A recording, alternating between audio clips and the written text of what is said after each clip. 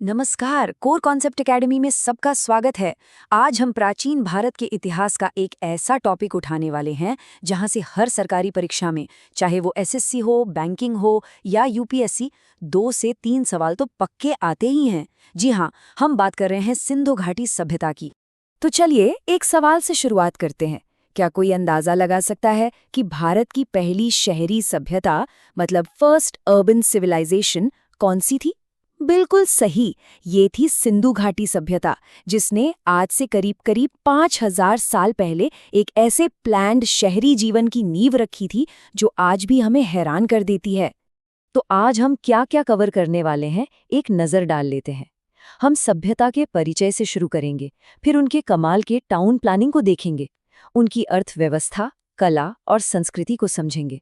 सबसे जरूरी, प्रमुख स्थलों और वहां मिली चीजों को जानेंगे। और आखिर में इसके पतन पर चर्चा करके कुछ सवाल भी हल करेंगे। ठीक है, तो चलिए शुरू करते हैं। सिंधु घाटी सभ्यता, जिसे हम हड़प्पा सभ्यता भी कहते हैं, एक कांस्य युगीन यानी ब्रॉन्ज एज की शहरी संस्कृति थी। ये उस समय की दुनिया की 3 सबसे बड़ी सभ्यताओं मेसोपोटामिया और मिस्र के साथ साथ फल फूल रही थी।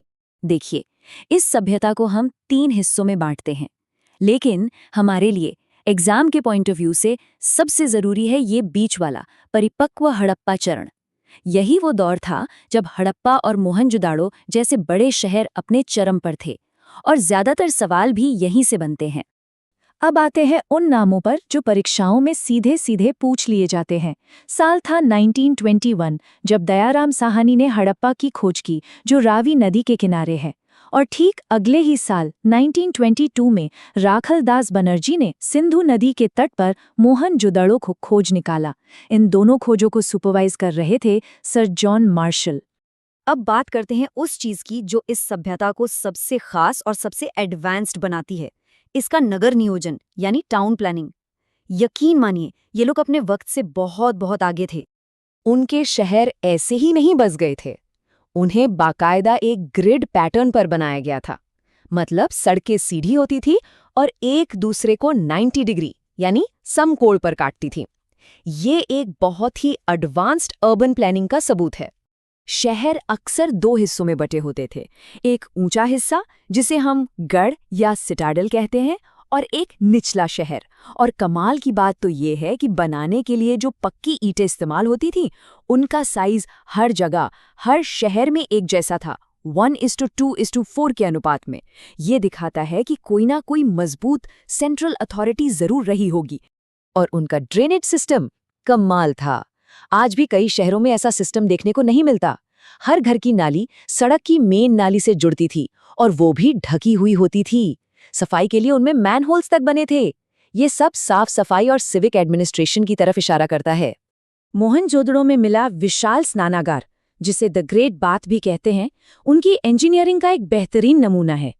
ये करीब 39 फीट लंबा और 23 फीट चौड़ा एक टैंक था। माना जाता है कि इसका इस्तेमाल किसी खास धार्मिक अनुष्ठान के लिए होता था। अब सवाल ये उठता है कि इतनी बड़ी, इतनी वेल प्लान्ड सभ्यता चलती कैसे थी? उनकी इकोनॉमी का आधार क्या था? तो इसका जवाब है उनकी मजबूत अर्थव्यवस्था, जो कृषि और व्यापार पर टिकी थी। सिंधु नदी का इलाका बहुत उपजाऊ था, तो वो गेहूं और जौ जैसी फसलें आराम से उगाते थे। लेकिन एक पॉइंट जो एग्जाम में बार बार आता है, वो ये है कि ये दुनिया के पहले लोग थे जिन्होंने कपास यानी कॉटन उगाना शुरू किया। इसको बिल्कुल नोट कर लीजिए। हमें काले बंगन से जुते हुए खेत का और बनावली से मिट्टी के हल्के खिलौने का सबूत भी मिला है।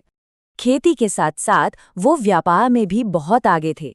उनका ट्रेड सिर्फ आसपास नहीं, बल्कि मेसोपोटामिया जैसी दूर की सभ्यताओं के साथ भी होता था, वो भी समुद्र के रास्ते। याद रखिएगा, मेसोपोटामिया के लोग सिंधु क्षेत्र को मेलुहा कहते थे। ये शब्द बहुत जरूरी है। और हाँ, उस समय सिक्के नहीं थे, सारा लेन देन वस्तु विनिमय यानी बार्टर सिस्टम से होता था। चलिए अब जरा उनके कल्चर, उनकी सोशल लाइफ में झांकते हैं। वो सोचते कैसे थे, मानते क्या थे, ये सब हमें उनकी कला, धर्म और लिपि से पता चलता है। हड़प्पा के लोग बेहतरीन कलाकार थे। उन्होंने हजारों मोहरें यानी सील्स बनाई जिन पर जानवरों की तस्वीरें और उनकी लिखावट है। मोहनजोदड़ो से मिली पशुपति मोहर और कांसे की नृत्य करती लड़की की मूर्ति, ये दो नाम तो बिल्कुल मत भूलिएगा। ये उनकी कला के सबसे शानदार उदाहरण हैं। अब बात करते हैं उनकी लिखावट यानी स्क्रिप्ट की। ये चित्रात्मक थी, मतलब इसमें चित्रों और निशानों का इस्तेमाल होता था। लेकिन आज तक की सबसे बड़ी पहेली यही है कि इसे कोई पढ़ नहीं पाया है। ये अभी भी अपठित यानी अनडिसाइफर्ड है। ठीक है, अब हम आ गए हैं इस लेक्चर के सबसे इम्पॉर्टेंट हिस्से पर। यहाँ से डायरेक्ट सवाल बनते हैं कि कौन सी चीज कहाँ से मिली। इसको बहुत ध्यान से देखिएगा। ये स्लाइड तो समझिए आपके रिवीजन का ब्रह्मास्त्र है। चलिए जल्दी से देखते हैं। हड़प्पा में क्या मिला? अन्न भंडार। मोहनजोदड़ो विशाल स्नानागार। लोथल जो गुजरात में है, वहां मिला है एक डॉकयार्ड यानी बंदरगाह। राजस्थान के कालीबंगन में मिले हैं जुते हुए खेत। धोलावीरा अपने यूनिक वाटर मैनेजमेंट के लिए फेमस है। और राखीगढ़ी, ये भारत में स्थित इस सभ्यता का सबसे बड़ा स्थल है। ये सब मुंह जबानी याद होना चाहिए। तो अब हम लगभग अंत में पहुंच गए हैं। अब देखेंगे कि ये महान सभ्यता आखिर खत्म कैसे हुई।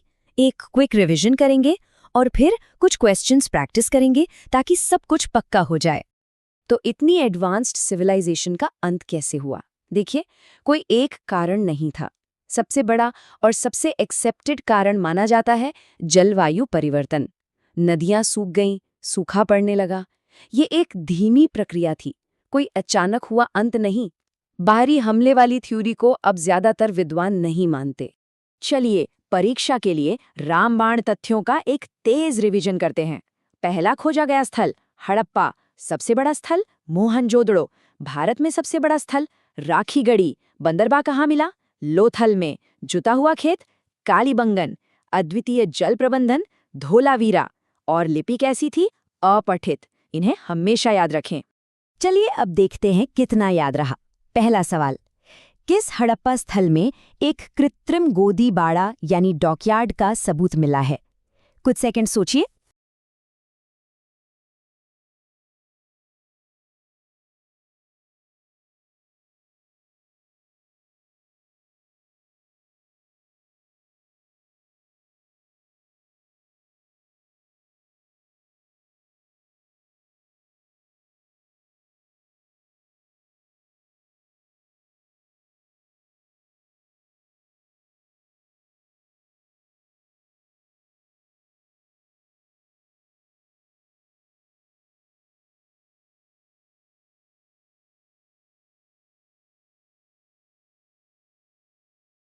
बिल्कुल सही जवाब है डी, लोथल। हमने अभी दोहराया था, लोथल गुजरात में एक प्रमुख बंदरगाह था। अगला सवाल, कांसे की नृत्य करती लड़की की प्रसिद्ध मूर्ति किस स्थल से मिली है? ये तो बहुत फेमस है और इसका सही उत्तर है बी, मोहनजोदाड़ो।